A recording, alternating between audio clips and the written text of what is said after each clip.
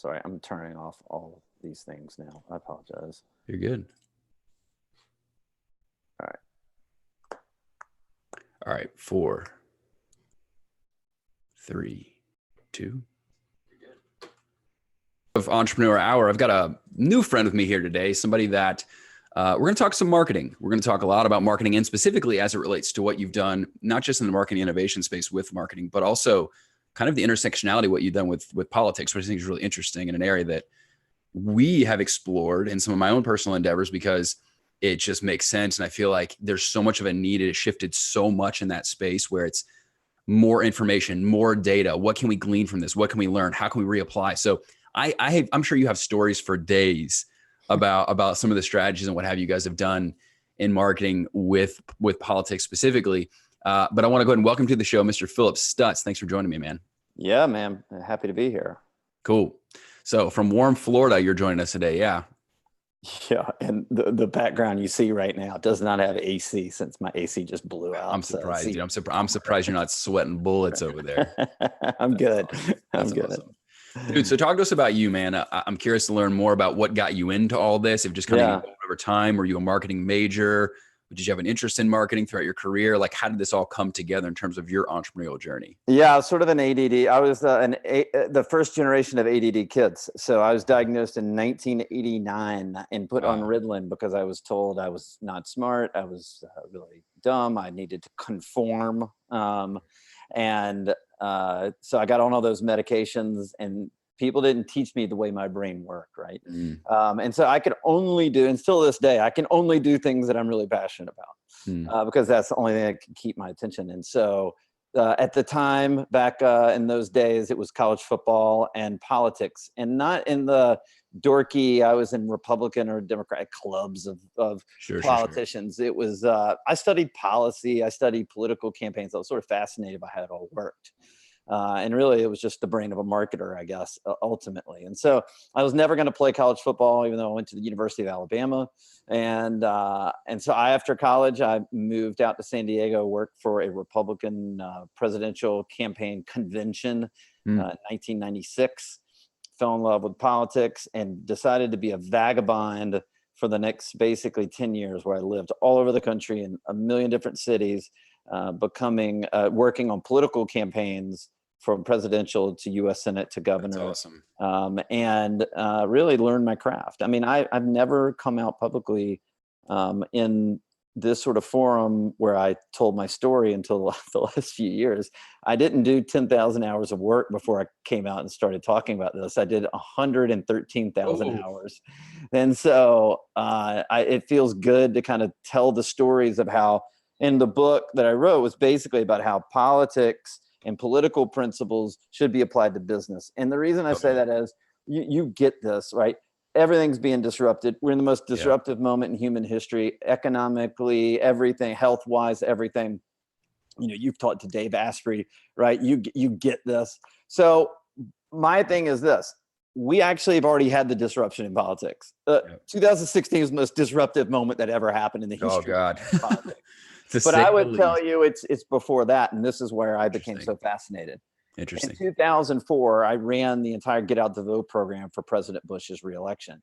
And that campaign was the most innovative in the history of American politics, because for the first time ever, we used consumer data and married it with voter data to be able to turn out voters based on specific issues, their propensity to vote, all those sorts of things that had never been done before.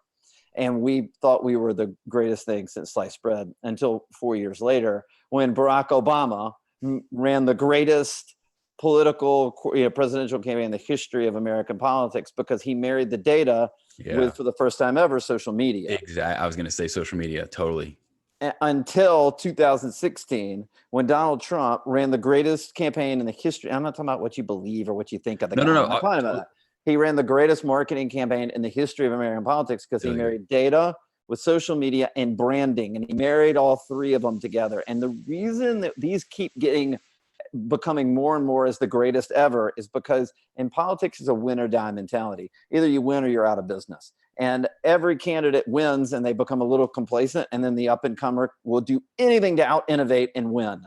And that is now on hyperspeed now. And so we're seeing it everywhere, and it's all about data. Like everything comes down to data. This is why I'm excited to talk to you today. And when we applied those principles, those strategies to corporate marketing, right, to our corporate marketing clients, we call it, we're undefeated. Every corporate client we've worked with has succeeded and grown their bottom line and their ROI when they follow a particular process that utilizes data. Interesting. Well, we have a lot, like you said, we have a lot that we can talk about because there's a lot that I've been involved with that in terms of being on that cutting edge and kind of learning what it requires in terms of the data, more in the corporate space and the political side of things. But I think it's fascinating because I don't know if you're a Game of Thrones fan, but I was literally kind of charting the last season, like season 8, because there's been a lot of controversy about how they ended the show. And it's like, there's so many marketing principles throughout that of why that didn't work or why people were upset, right? It's not following that hero's journey that kind of completely disrupted it. Disney nails that better than anybody. I was at Disney this past weekend with my little girl. And, it's not only that, dude, it's like they capture sight, smells, they capture all your senses. It's crazy. Yeah, it's nuts. So I think there's a lot of different principles that we can learn or examples that we can pick up. And I know some of the best marketers, like the Russell Brunsons, in terms of the digital online space, some of those guys, they grew up like just collecting direct response, whatever, junk mail, right? And just like studying it, right? And I was watching Mad Men, like all that stuff that was like literally like that was like the days that they invented a lot of the stuff that we still use today. So it's still very readily applicable and available, just used in different mediums. So I've noticed, and I want to get your opinion on this, what are some of the things that you've done in terms of breaking down the psychology of marketing? Do you immerse yourself in various forms? Are you constantly, if you watch a movie, are you analyzing what they're doing and why they're doing it, how they're telling a story, how they're meeting them? Like you said, you're at Disney, you're kind of assessing, like they get you with the smells, the feels, the sights, the sounds. So what have you done for, and this is in relation to somebody that's listening, that's starting out as a marketer or trying to market themselves, that is going to give them an advantage or practical steps they can take to give them that advantage on tapping into becoming a better marketer? Really loaded question, but yeah, it's a lot to unwrap. But I'll say this: like ultimately, like 99% of people are getting it wrong right now, and so I'm gonna tell you how I've looked at it. But 99% of marketers are guessing, they're lying. Sure, they're going after the short-term dollar.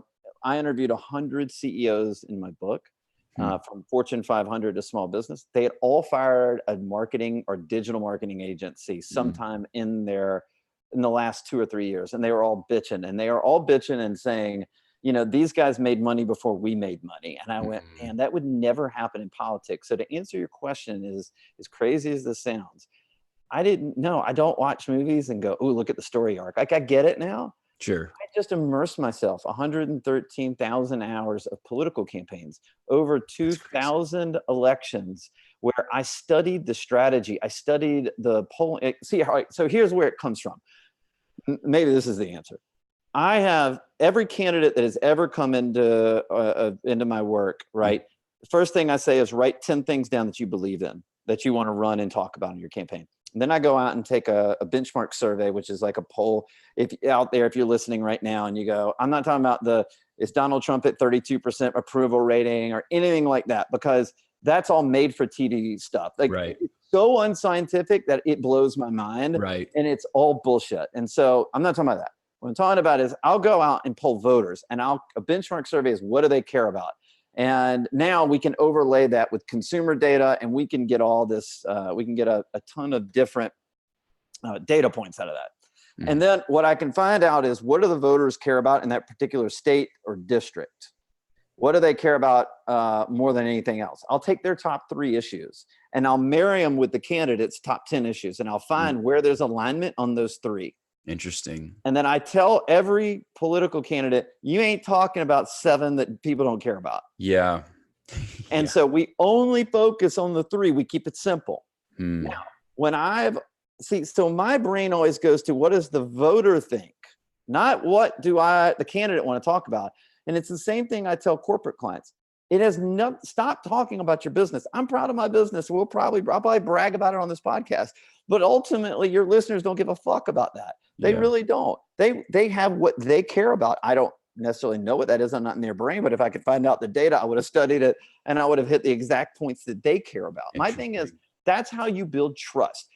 I have never run an ad on a corporate or political candidate, or maybe a political candidate I've had because there's more emotion involved, but on a corporate client, but where there's a banner ad and I've never built a relationship with the customer and they clicked on it. Like, it's almost impossible. Nobody clicks on this shit. It doesn't happen. What happens is if you build a relationship with the customer and then you run your marketing and the customer goes, my God, they get me. I know them. They care about me. And then they see your ad, they go, oh, I want to click on that. Like, that's the conversion right there. Sure. That's how you do it. And then the customer becomes your sales team.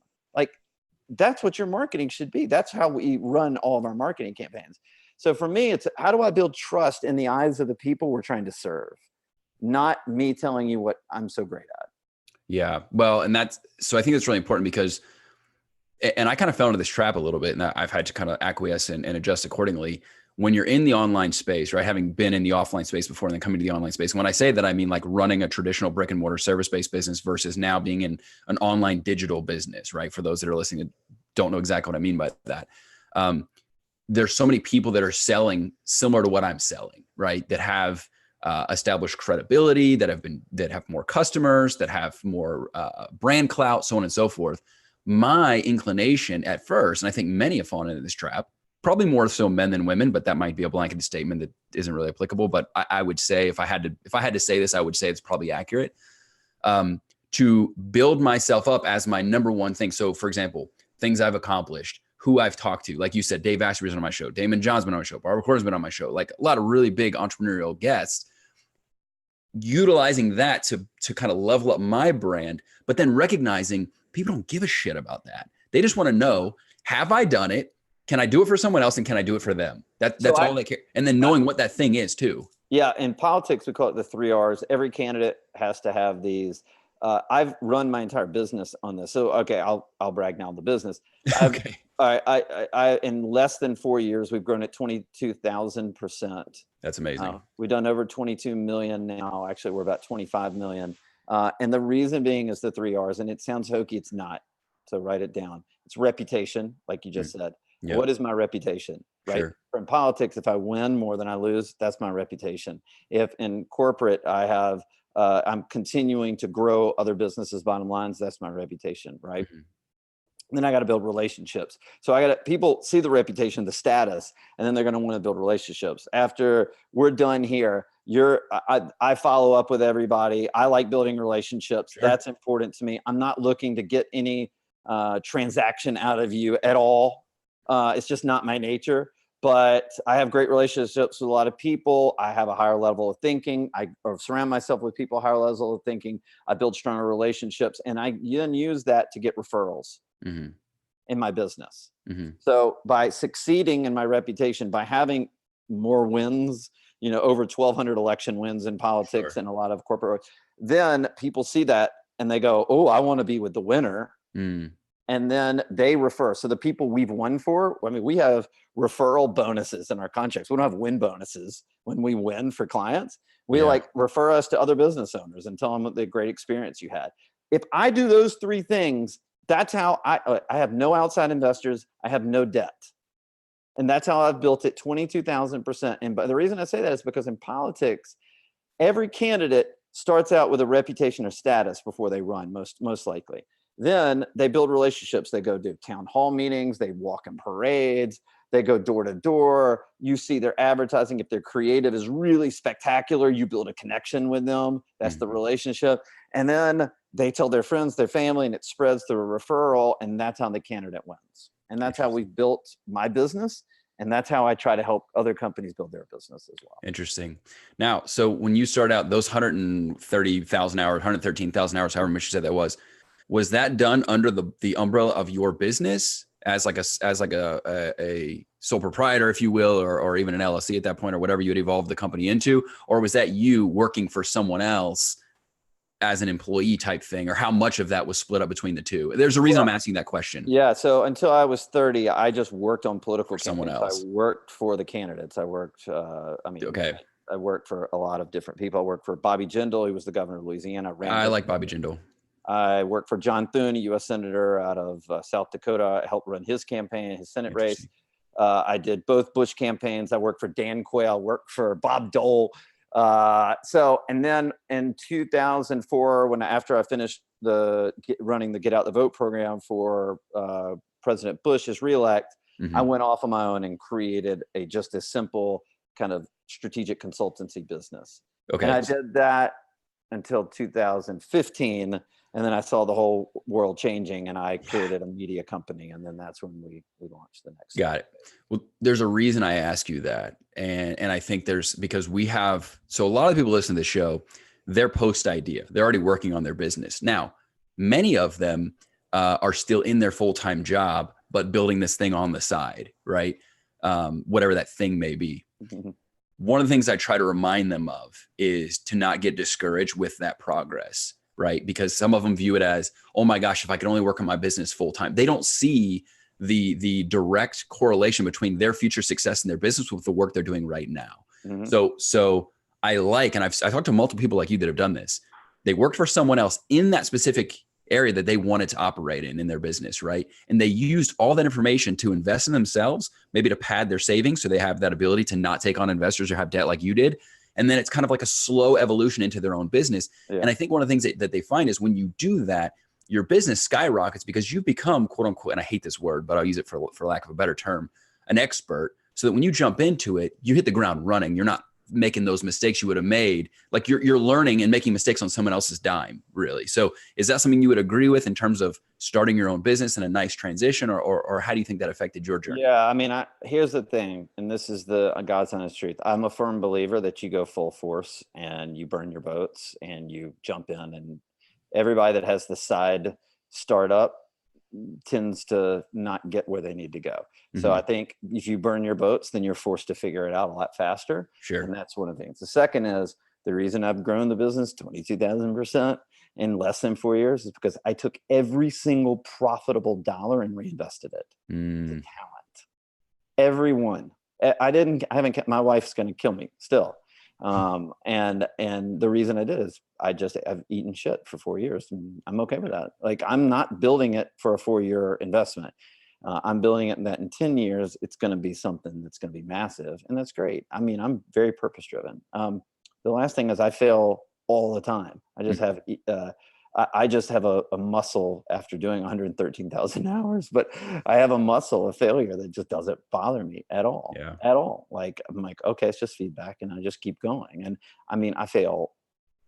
I mean, even, oh God, I mean, you know, the building relationships and building trust, it's a different mechanism in politics than it is in corporate marketing. Sure. And I didn't master that at first. And so I was like demanding that these companies and these business owners trust me. Well, they're much more skeptical of marketers than politicians are, which is interesting. That is interesting. And so I'd be like, no, like, we built this, we have this great formula, we've grown every business. And they're like, yeah. And I had to figure, and literally I just fell down on my face for like a year. Well, we'll 10X our corporate marketing agency this year compared to last year. And the reason being is that I went through a lot of failure. And in 2017, trying to figure all of this out. Yeah. And I didn't realize I have to build trust. I have to earn it. I can't demand it. You know what it reminds me of? It reminds me of a marketer that says you need to run a bunch of Facebook ads and SEO and has no strategy behind it whatsoever and no data. And they're demanding that the customer that's going to see those ads trust and click through the ads, which is just total bullshit. Totally. Like, this goes back to what I'm saying. You've got to build the relationship. And so I had to relearn that in the last couple of years. And so, look, I'm just saying, you're going to make mistakes whether you have a ton of experience or not. But you can either take the easy road, or you can build your excuses out and say, I got this side hustle I'm trying to do and all this stuff, or you can just go for it. Like, just go for it. Like, I know it's an easier said than done. People have families. I get all that. Like, I get it. But ultimately, like, I'm great. My wife, I joke about it, but she's like, I got you. And you know, the other thing is this. Do you invest in stocks and marketplace and everything like that? I do. Great. And I'm sure a lot of your listeners do too. But I would tell you this: of all the things you've ever invested in, what was your most valuable stock? 10,000%. It was my business. If you're talking about just purely investments across the board. Thank you. Yeah. You. Which is interesting because it's been really hard to get advice from people about where to invest because you're playing a different game as an entrepreneur than most people with just a 9 to 5. Right. But business, when everybody listening to this that has a startup or is trying to create something, they are the best stock in their portfolio. 10, so why aren't you investing everything into your stock? Yeah. When I said, like, I used to flip houses and I made a ton of money and I didn't, before the crash, I didn't get burned. I was great.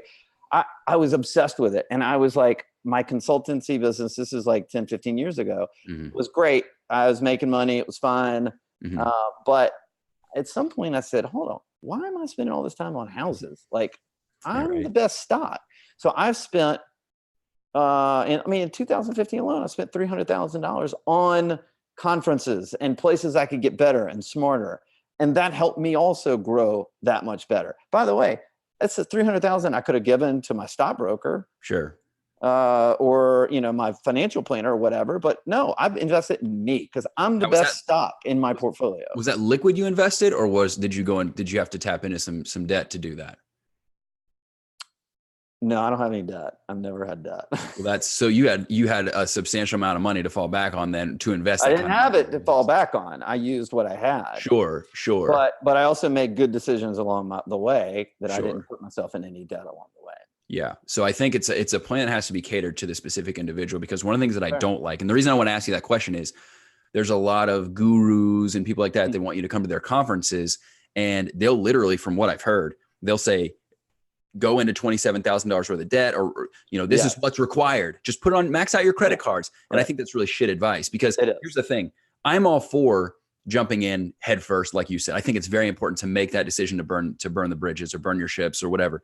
Like, that's what I did. It was painful, but we made it. And I said, you know what? It's going to force us to grow. It's going to force us to make this thing work. And it did. We had similar success to what you had, just amazing growth. But I think people also can't go in and just be fiscally irresponsible and not have a plan. You made sacrifices. You said, you know what? We're going to live broke if we have to. We're going to do whatever is necessary. This is what we've got. We're going to spend. Like, you can't just go in and just blindly just walk in across the interstate and expect not to get hit, right? And it's going to be painful. Well, you're 100% right, Chris. Like, listen to this. Like, I get it. You're saying exactly. I appreciate where you're coming from, and I totally understand it, because I have. I'm nothing special at all. I have the will to overcome failure. That is my superpower. Yeah.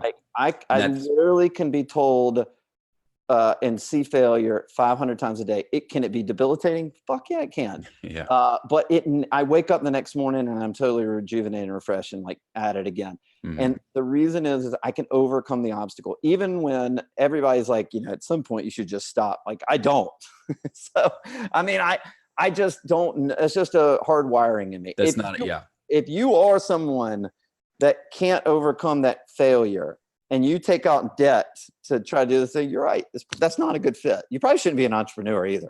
So that's my thing, is that not only they're probably not an entrepreneur, because if you are an entrepreneur, there's no other choice for you. Like, it's not a career, it's a lifestyle. Like, this is who you are. Like, I'm categorically unemployable. Like, I cannot work for anybody else. Yeah. So there's no other option for me. But I think there's a lot of people and there's a reason I'm going back and forth on this, because there's a lot of people that entrepreneurship has become sexy, right? When I started, probably maybe when you started, like, it wasn't this big, like, there weren't celebrity entrepreneurs like a Gary Vaynerchuk. Like, they just didn't exist, right? It was just, they were just business owners, right? I don't even remember the word entrepreneur. Now, anybody can start an Instagram page and call themselves an entrepreneur. And technically, you know what I mean? It's just become a lot more mainstream. And so, Instagram's its own economy, though. There's something that's actually kind of true about it. Unfortunately, it's weird, but and I love and I celebrate that. But figuring out whether this is for you or not, and then and the reason I asked you is because I've had clients that have spent $50,000, $75,000 in debt back against the wall, and they're like, I don't know if I want to do this anymore. It's like, oh, shit, you know what I mean? So it's become a little bit of a cultural issue that we're facing to some degree. Totally. So anyways, let's move on, because let's talk about data. I think that's really, really important, something that you've done a lot with, and I think it's really fascinating. I said to you in my question, we met with a big Fortune 50 company. I won't specifically say who. For those that want to kind of guess, they sell brown sugar water. That gives you enough of a hint. But anyways, so one of the things that was divulged to us was, look, we know that 50% of our data is wrong and 50% of it is right. We just don't know which 50% is which, right? And I'm sitting there, they said that, and like, I had to catch myself. I was so mind blown, because here's one of the leaders when it comes, they're a marketing company that just happens to sell brown sugar water. Like, if you really think about it, they don't really sell the product. They sell the what 100%. That transformation brings you, right? Like what that life looks like when you have their product. So they're a marketing company. So if they haven't figured that out, what do you recommend in terms of a smaller scale for a startup? How do they acquire the data? But then, a lot of people run surveys, and we just had Ryan Levesque on the show talking about running surveys to your audience and getting data and, stuff like that. But then they don't know what to do with that, right? It's like, I don't know what to read into that. So they make these false assumptions and have these false ideas about what that means. So what do you recommend they do? Yeah. So it's really interesting that you say that. So we have a partnership with the largest data collection company in America. Mm-hmm. And we're the only marketing firm that has sort of an exclusivity deal with them. And the reason we did it was because I have to make the decisions based on how the data works, right? Sure. And so we can track customer base, we can track, website visitors, whatever, track all their purchasing decisions. And then they can help us devise like a 70-page report on how these people think, how they feel, what platforms they're on, what do they value in life, top values in life, crazy all stuff. Sure. Because I've done over 2,000 campaigns in my lifetime between corporate and political marketing campaigns. Mm-hmm. My brain is of a strategist. Like it's just the way I think, like it's just my muscle. So I can look at the data and I can literally pick out 10 things that pop for me out of the data. And then what I do is, I don't know if I'm right. I need to be verified. And so what we do is we go in with these companies that undertake this. They have to invest in it first, because if they're not as committed to doing things the right way as I am, I shouldn't work with them. It's a great way to funnel out these people, sure. These business owners that are like, no, I just want the get rich quick pill. And I don't have that. What I have is, you use data. I use my strategy brain, and then I'm going to take 10 things and we're going to go test them. And we're going to spend 2 months testing messages. And all I've ever done is create messaging platforms for politicians and corporations, right? Yeah. In fact, we just completed this amazing case study because we did this data report for a huge supplement company. And we got so many records based. We got, hundreds of thousands of records that we matched up, tracked these people, came up with these determinations. And we did this test project. All right. So I'll give you the data. I want to give you the facts too. So what happened was, we ran it over a 2-month period. We ran so I'm belief that every company that runs a comparative or negative ad campaign will increase their bottom line if done properly, if done with data and done in a way that doesn't offend the customer base. So with this particular company, we found out in the data that, first of all, like their customer base was 4 times likely to be vegetarian or vegan. And they also all hate soda. I know that sounds crazy. It's very specific, but that's what we found. And of course that sounds obvious, but at the same time, unless you look at data and you see that they don't like soda, you wouldn't know. And so we decided to test it. Now, of the 10 ads we ran for these guys, the top positive ad was the vegan ad. It's what the data said was going to be the top positive ad. We ran this vegan vegetarian ad on their products, their vegan vegetarian products, and it performed the best.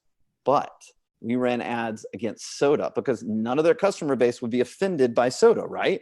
They don't like soda, so they're not offended by it. So we ran, we were just talking about soda, right? So this ties into it. So we ran ads on how bad soda is and this product's great. We ran a comparison ad. In politics, it's like a negative ad, right? So here's what happened. Compared to the highest performing positive ad, the vegan ad, we had 2 times higher click-through rates and a 20% higher conversion rates because people felt a connection with the ad. And here's why it's important. I wouldn't have known that unless I looked at the data and studied the data. But when I saw it pop to me, oh my gosh, these people are vegetarian and vegan and they don't like soda. Let's go pick a fight with soda. And that's where we increase their bottom line. And so we're finishing up a huge case study on it now. But what we found is, for me, every company that comes into our fold, we are going to come to them and say, let's go pick a fight with someone that your customer base will never be offended by. and then let's go, because that draws attention. It draws people to come in. People are going to watch more videos, click through more. That, you know, look, I'm omni-channel, so I don't give a damn where people's eyeballs are. Yeah. This particular supplement company had 75% of their customer base was from 18 to 35, 75. But they had about 20% that were above 50. Well, the data told us that the above 50 still likes their marketing through direct mail. And then I'm like, well, that's crazy. So why aren't we running direct mail to this segment, a small test case, and then obviously do a digital chase, right? For people to understand that, anybody that gets the mail piece can also get an overlying digital ad on top of them, right? And those are the people that are actually on Facebook. Nobody's really on Facebook anymore, but like those people are on Facebook, the older generation. And we crushed it for it. And so I'm the omni-channel. I'm screen agnostic. I'm going to go where the data tells me the eyeballs are, and then we're going to design segments. And the reason I tell you this is that that's what we do with voters. The voter that's 55 and older gets a different message on a different platform than the voter that's 35 and younger. Yeah. And these are all, you're running these ads through what you said, Facebook, all these are primarily in direct mail? Yeah, they were. Yeah. But that's what the data told us to overlay on. No, sure. So how were, I guess, so you said this is the company that was tracking this information for you or giving you that data, right? Company you guys work with. Yeah. So that's great and wonderful if you're at a point in your business where you can afford that kind of insight, right? It's $4,000. Well, that's what I was going to ask you. So do you think it's worth it for people to make investments like that in their business to find out what their audience or who they are and what they do? Because how many marketing, yeah, it's such a good question. How many if you're a business owner out there, I have a question for you. How many marketing campaigns do you want to run in your business over the next 5 years? Do you want to run 2, 3, 4? Do you want to be like Chick-fil-A that has eat more chicken? And they've been running it for 19 or 25 years. Successfully running it. Yeah. Or the Affleck Dutt, which has been going on for 20 years. Yeah. Like, run one marketing campaign. How much money do you as a business owner need to spend before you decide I need to follow a proper process and do this the right way? And there's no get rich quick pill. There's just not. Like, you're not going to be Zuckerberg tomorrow. Like, that's not happening. Do it the right way. Utilize data to devise a strategy and then implement that into running your business. Now, one other thing you said that I thought was really interesting. Can you go out and do surveys? Yes. Is that better than nothing? Absolutely. But what people say and what people do are two different things. Yeah. And I am more interested in what they do than what they say. And the data that we utilize is about what they do, not what they say. Interesting. Yeah. And in corporate, not in, well, some in politics, we're merging it a little bit more. Okay. But this is primarily corporate. Well, now, do you think that would work and if it was consumer facing? Yeah. What we can do is we do benchmark surveys, which is voters telling you what they think. Okay. So people aren't going to lie. If you say, are you pro-choice or pro-life? You're going to get an honest answer, right? Yeah. But if you ask a consumer, do you like this brown sugar water or this brown sugar water? Well, maybe they are. There's a loyalty aspect there, but typically you're not going to get truth. And plus, people don't like to tell you their spending habits. People will tell you their voting habits. It's interesting. Yeah, it is interesting. Yeah. Well, it's fascinating because I think the strategy that we had talked about on this show with Ryan, who's a good friend of mine, and I love it from an organic standpoint, because a lot of people, what they're doing is on their homepage of their website, they're just putting something like subscribe for updates. Well, no one cares about your silly updates. They don't even know who you are, right? So it's just wasted real estate. And so we use Hotjar on our website. There's a couple different type tools like this that are free that track how people engage on your website, which is really fascinating.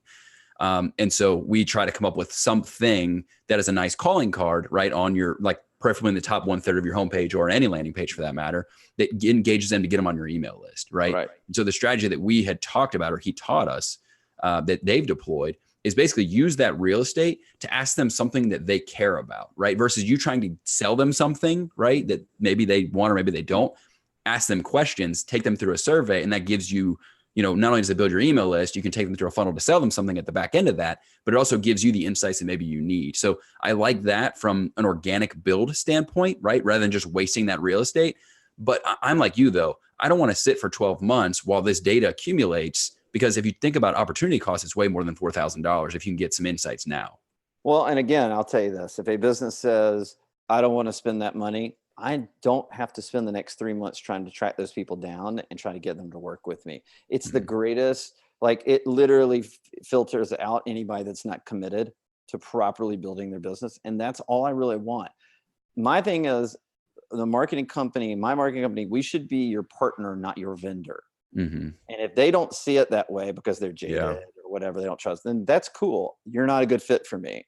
Right. So it's the great filter for my business more than anything else. Interesting. Very cool. Yeah. All right. So let's continue to talk about the innovation and the infusion of technology. I was telling you a little bit about one of the companies that I'm involved with that's using some crazy high level biometric tools to glean insights from like literally how the brain and the body are responding to certain stimuli, more specifically a marketing stimuli. So how does this space evolve? As you said, even tracking from 2004, right? With Bush all the way up until just 2016, like just the amount of change was just so noticeable and crazy, for lack of a better term. Where's it going forward from this? And then on top of that is, at what point does it become, there's always issues now with Facebook and privacy and, people feeling like, oh, wow, you're like all up in my business. You know what I'm doing. You know where I am. You know how I behave, all these. It's kind of creepy when you think about it, what technology can actually do. Now we're talking about, with specifically what we do with the company I'm involved with, we're talking about actually reading into what your body is saying. Like you don't have to say a word. You could literally be silent in our, we're unlike traditional market research where you have to go through a focus group and say how you think and feel, which is totally, whether there's bias across the board, right? In reading between lines and cognitive dissonance and all these various issues that you experience within a focus group setting. This tells us what we need from literally how the body's responding. So it's pretty nuts. Where does this end? Where is it going? How do people evolve and stay ahead of the curve? Or is it good old fashioned? Like I told you, copywriting has been copywriting since like Mad Men back in the 1960s. Like we're still using a lot of that. So where's all this trending? Well, first of all, like you said, this company you work for is more of a marketing company than a brown sugar water company, right? Right. Facebook, Google are data companies. They're not search engine companies or social platforms, right? So you've now got, and I'm very close to this, you now got a swarm on Capitol Hill saying that they need to be broken up. You have old founders of these companies saying it should be broken up. And so I think there's an Armageddon coming, actually. And it could be, it's probably further off than, I'm probably closer to the sun than that. So I'm probably skewed, but here's the problem. Here's the thing. I think intellectual property, your data, your intellectual property should be yours. And I think that we're going to a place where marketers, businesses are going to have to pay you. Like your data is literally going to be like you owning a house. Like you own your intellectual property. It literally is going to be an asset. And anybody that wants to use it can be paid for it. That is going to change the economy massively. God, how do you regulate that though? That's crazy. Oh, please. Washington, D.C. will fuck it up a million times over and still do it. Yeah, so I mean, whether they can do it or not, I don't know. Yeah. They're going to screw it up, and then they're going to put bureaucracy on top of it, and then it's going to be a mess. But the fact is that it's probably to the point, especially in the next few years, that if these platforms break up, if Facebook breaks up, if Google breaks up, which I don't think Google will, but if it could, then I think you're going to see this move towards people should own their intellectual property and people should be paid for that. Did you see, it was like 6 months ago or so, it was the first time this had ever happened where a case went to court. Someone used someone's IP, right? It was like I think it was like a photo or something that they had to Google, like from a photographer, and a business used it or something, tried to sue them. And the court like basically ruled in favor of the person that stole the IP. And so it created like now in a legal sense, it created this like shade of gray, because before it was totally different. If you stole someone's physical IP, right? Like my uncle sells consumerized metal detectors. So all over the world, right? He has problems with the Chinese in particular, trying to always like steal his IP and like make knockoff versions of it. So he has attorneys all over the world just fighting that. But that's cut and dry. That's so obvious that they stole his product, right? But now it's so different with this digital space that we live in, because it's like, who really owns this stuff? Like, Does Google own it because it was on the Google platform? Does Facebook own it because it's there? Or do you own it because you're the person that created it? Right. So it just creates this really obscure environment of ambiguity, so to speak. And that's where we are now. And that could take a long time to sort out. But the fact is that DC is only going to act on something that they know that they can win on. They're not going to act on anything that they can lose on, right? That's why you don't see entitlement reform in DC, because it's a losing issue. Interesting. What they could do is say, it's your person. They're not going to fight for Google. They're going to fight for the individual, whether it's a Republican or a Democrat. As we've seen with Facebook. That one wins every single time. So it's going to be interesting to see what happens to Facebook in the next few years. I could be totally off on all of this, but seeing the headwinds both in DC and in the data world, I could see that happening. Okay. Now, in terms of political world as it relates to marketing, do you think we've reached a point? Because there's a concern that I have, and this is kind of off the topic of entrepreneurship here, but maybe it's not, because I think culturally it still affects us regardless of whatever occupation entails, where it feels like marketers have done such a good job, right, of like really focusing on the issues that people care about, right? And so people have become so entrenched in those beliefs and those values, they've kind of lost a little bit of open-mindedness, right? Like it's kind of like they know how to play that fiddle so much better now than what we've known before, right? And so I think you kind of see this radicalization of people pushing themselves to either end of the spectrum even further and further as time goes by. I wouldn't necessarily designate that purely to the marketing therein, but more so than the political rhetoric and identity politics. There's a lot of other issues that kind of stem even deeper than that. I haven't been aware of this. Is it there's identity politics right now? No, right? Who ever heard of that? But I guess my thing is like it feels like we're reaching a point where we're gonna have to like re-tap into our integrity, so to speak, to like figure out like what's moral and just and how we do this, because the tools that are out there with the know-how to do it, man, that causes a lot of potential controversy, in my opinion. Yeah, I think everything, in a way, I think things have gone off the rails. Look, 10 years ago, Twitter was probably, I was obsessed with it because it was the news feed for my life. Totally. And if I wanted to follow my sports teams, my political friends, if I wanted to follow up startup founders or entrepreneurs, like I could bucket all of those people. And I was totally excited about it. Now I go on there and all it is a tattletale platform. That's it. Everybody tattletales 24 hours a day. And by the way, when they're done tattletaling, they move on to the next tattletale. Totally. They don't give a damn about anything. I don't see how it survives. Like this is not the way the world is supposed to go. It's not that I'm not, I've gotten pretty much off of all social media, other than to push out, interviews and things like that, because I feel like if I can't produce, my only thing I'm going to do is produce content that I think can help someone else. Yeah. I'm not an influencer. I'm not saying this. I'm not trying to be an influencer. Nope. Like this, when this comes out, I'll use my list, my marketing, everything I can to promote this podcast. Hopefully it helps somebody. Awesome. Yeah. But, I don't go on Facebook anymore. I'm off Snap. I'll check Instagram a little bit, but Instagram's I want to study it and understand it, the economy of it, but I'm not interested. I'm not a narcissist. I used to be a narcissist. And what I found was when I'm off everything and I just play games with my little girl or read her a book, I'm a million times happier in my life. And the second I get back on there, I can feel that draw back to the craziness, the tattletalers, everything. Yeah. And I just, and I feel like maybe I'm a little one step ahead just because of the industry I'm in, but I feel like that's where it's all going. I think people are going to peel back. It's going to be much more fun. If I do get on Facebook, I have like 4 people in a private setting that I'll post pictures and it's like my family and that's it, because they're not going to be jealous or they're not going to like draw conclusions and all this stuff. So it's getting to the tipping point right now. Yeah, I agree. It may take a few more years, but it's getting to a tipping point. Well, and the reason the part of the reason why I want to tie that into a political sense is that I think there are politicians that are using it as a weapon now, more so than anything else. Sure. And so it's interesting to see Facebook's already kind of planted some seeds with pushing groups, private groups to kind of push you into your level, your interests, and keep you out of like a general just news feed, right? Where it's stuff that maybe you don't care to see and kind of really catering their algorithms to not show you those things. But I definitely think we're at a point now where we have a highly consumerized economy in terms of, what people are doing and how they're spending their time, right? Consuming whatever they can find, whether it's real, fake, or indifferent, right?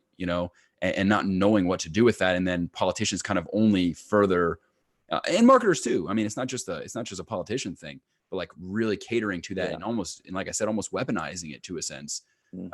It's culturally speaking, we have some big decisions to make. But one could say this, though, it could be a knee-jerk reaction that I'm having because I grew up in a world where this didn't exist, as did you. And now all of a sudden it's like, holy wow, what do we do with this new world that we've discovered, right? Because it literally is a new world that we didn't live in before. So it might be that over time we adapt, right? Like the centennial generation, that like they grew up with this stuff. So maybe they're able to deal with it better than us that were just thrusted onto this island. And now we're like, well, this is cool. What do we do with this? And realizing all the negative ramifications thereof. Anyway, so I thought it'd be interesting to pick your brain on that, given that you've kind of lived in both of those worlds. So cool. All right. So let's assume you are one of those centennials, or you are, just starting out in your marketing journey.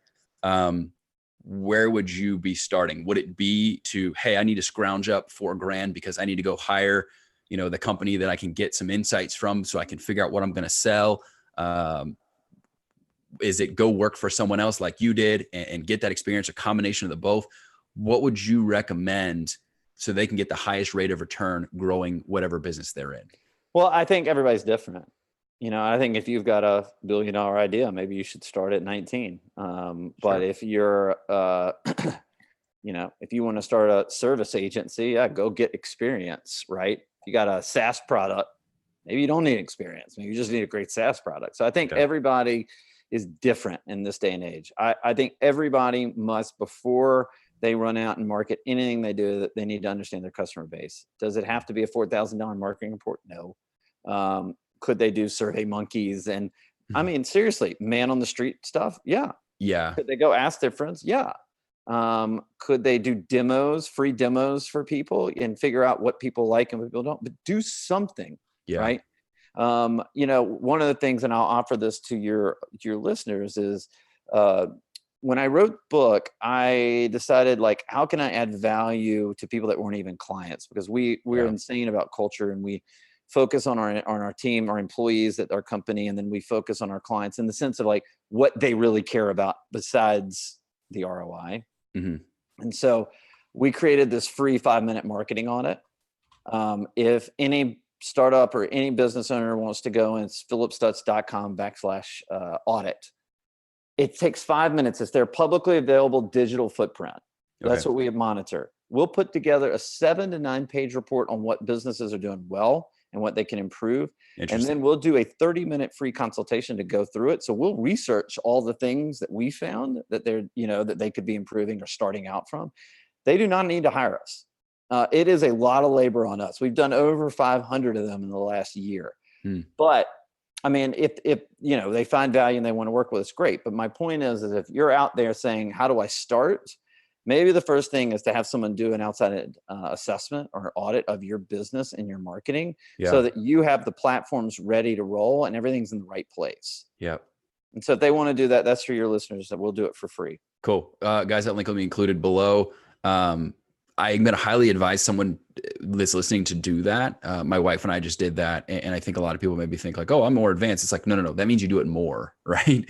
To make sure you got your messaging in line. But we did that, and it's amazing. And I think this just happens with running a business, particularly if you're in a service-based business, but you become the mechanic that never takes his car to the shop, right? Because you're so busy working on somebody else's business, you don't even realize the own opportunities that you have for your business. So I'm going to highly encourage people to slow down a minute and really focus on what they're doing and take advantage of that opportunity that you just presented to them. So the other thing too, I want to make sure I pulled up, because I want to get the full title of the book, but it's Fire Them Now: The 7 Lies Digital Marketers Sell and the Truth About Political Strategies to Help Businesses Win. Whew, that's a mouthful. Yeah. So I tried to memorize it, and I was like, can't do it. I just Googled it. And By the way, sometimes I don't even remember it. I'm like, I get it. I call it the 7 principles, or the principles that help, political principles that help businesses win. I'm like, no, strategies. God. Yeah. So Fire Them Now is how you can search and find it. But I am going to include the link below so you can click over and grab that. I'm really curious to read it myself. Right. I'll send you a copy. I'll sign it. Beautiful. Awesome. Cool, man. So we are pretty much flat out of time, but I want to give people the opportunity, if they wanted to reach out. Obviously, they have the link to get the free assessment from you guys. But if they want to connect with you on social or follow you guys on social, where can they do so? Yeah, everything's on phillipstutts.com, all my handles. And like I said, you probably won't find me on those very often anymore. No, but I'm on there. I'll put out all my stuff. And go to phillipstutts.com. Sweet. All right, brother. I appreciate you taking time to join us, man. Hey, enjoyed it. All right, bye-bye.